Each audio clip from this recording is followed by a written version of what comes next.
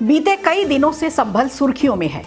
24 नवंबर को सर्वे के दौरान भड़की हिंसा ने देश भर को हैरान कर दिया था। आज भी दिन भर सुर्खियों में रहा संभल, बताएंगे विस्तार से। वहीं इसके अलावा राहुल गांधी और अनुराग ठाकुर के बीच लोकसभा में क्या हुआ, इस पर भी बात करेंगे। और उत्तर प्रदेश में प्रदेश अध्यक्ष का अगला चेहरा कौन हो सकता है, इस पर भी हम चर्चा करेंगे। नमस्कार, खबर प्रधान शो देख रहे हैं आप। मैं हूं संगीता श्रीवास्तव।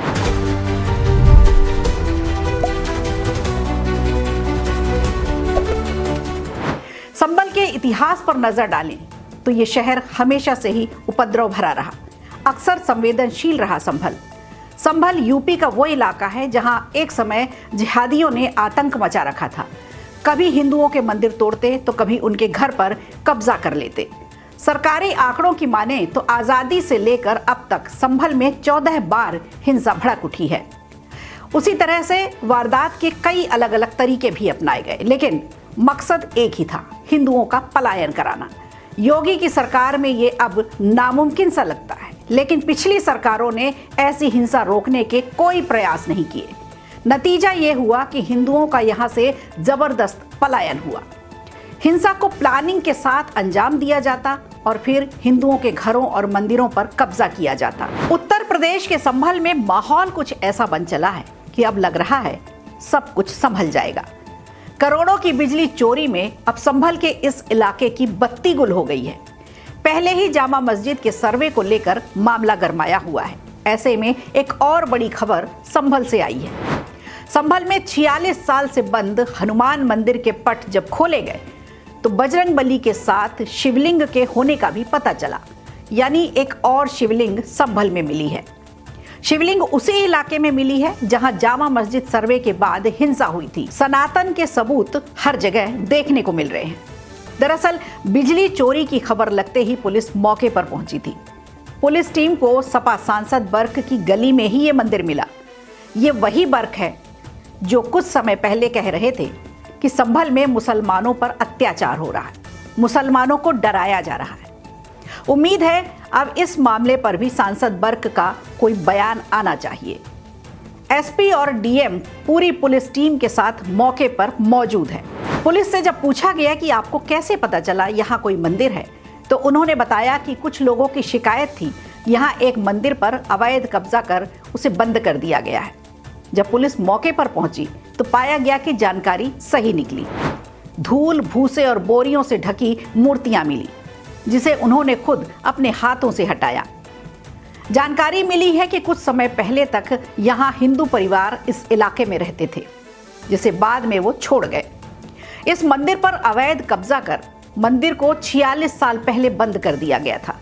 बिजली चोरी पकड़ने पहुंची टीम ने बताया, पवित्र हनुमान मंदिर धूल और गंदगी से भरा पड़ा था, जिससे बजरंगबली की मूर्ति और शिवलिंग को पुलिस ने अपने हाथों से साफ किया। इस मामले पर संभल डीएम ने कहा है कि अभी हम मंदिर की सफाई करवा रहे हैं। ये जिस समाज का है उसे सौंप देंगे, वो अपने मंदिर को शुरू कराएं।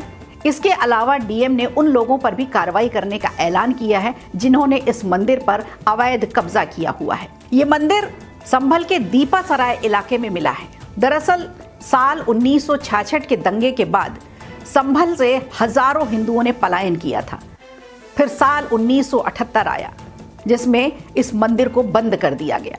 स्थानीय लोगों ने बताया कि ये मंदिर 400 से 500 साल पुराना है। मंदिर के पास एक कुआं भी है।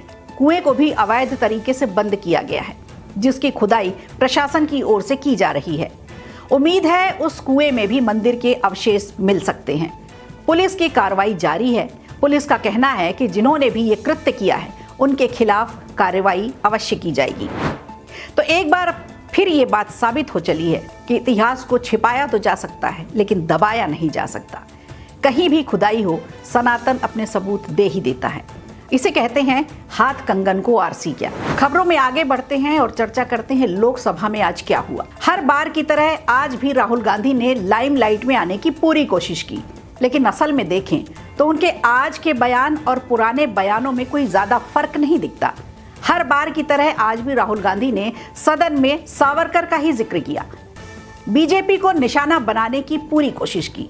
राहुल गांधी ने सदन में कहा कि सावरकर कहते थे कि भारत के संविधान के बारे में सबसे बुरी बात यह है कि इसमें कुछ भी भारतीय नहीं है। वे मनुस्मृति की बात करते थे, और अगर बीजेपी अपने नेता के शब्दों के साथ रहते हुए संविधान की बात करती है तो वे सावरकर को ही शर्मिंदा कर रहे हैं।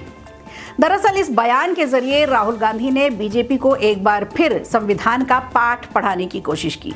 इसके अलावा राहुल गांधी ने 50% रिजर्वेशन और जाति जनगणना की भी बात उठाई।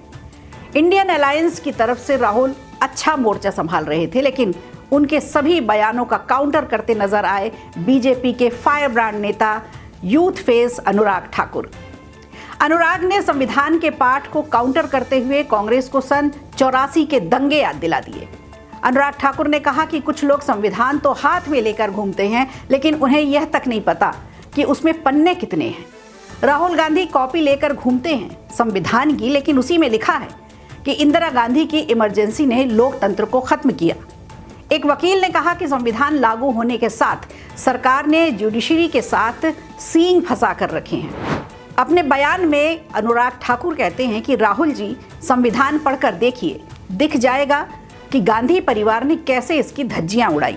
ये अंगूठा काटने की बात कहते हैं और इनकी सरकार में ही सिखों की गर्दन काटी गई। अब संसद की इस बहस को देखकर लगता है कि कांग्रेस के पास संविधान के अलावा कोई और दूसरा मुद्दा नहीं बचा, और वहीं बीजेपी को भी ये समझना होगा कि अब इंदिरा और राजीव का जमाना खत्म हो चुका है।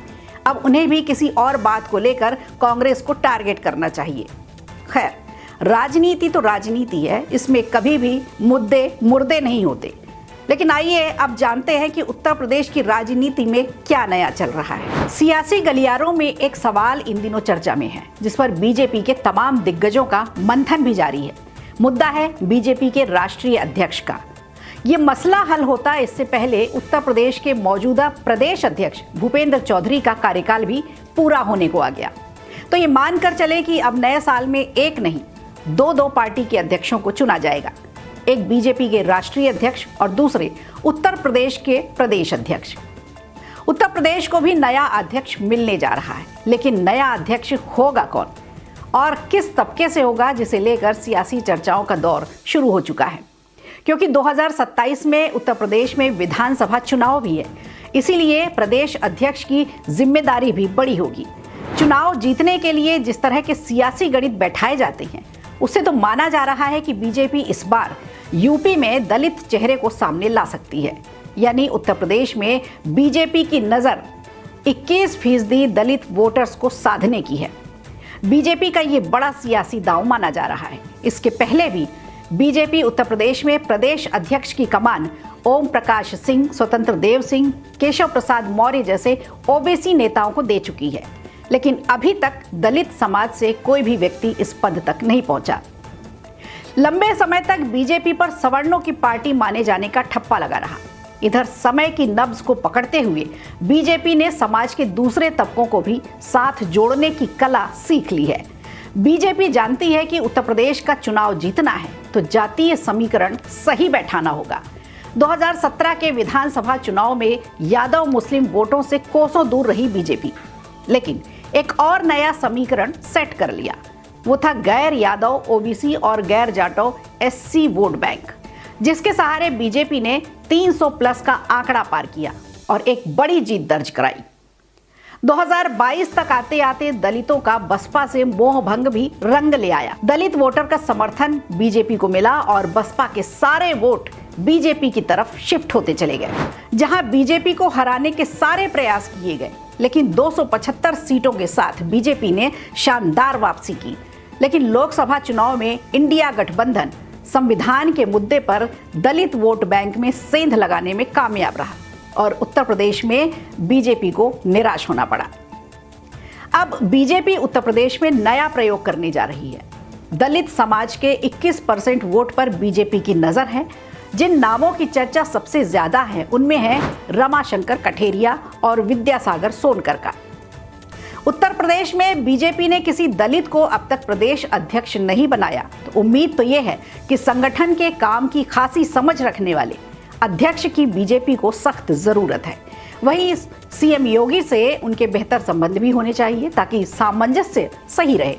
जानकारों की माने तो रमाशंकर कठेरिया सीएम की गुड बुक में नहीं आते, जबकि विद्यासागर सोनकर संगठन से भी जुड़े रहे, कोई विवाद भी नहीं है और योगी जी के साथ रिश्ते भी मधुर हैं।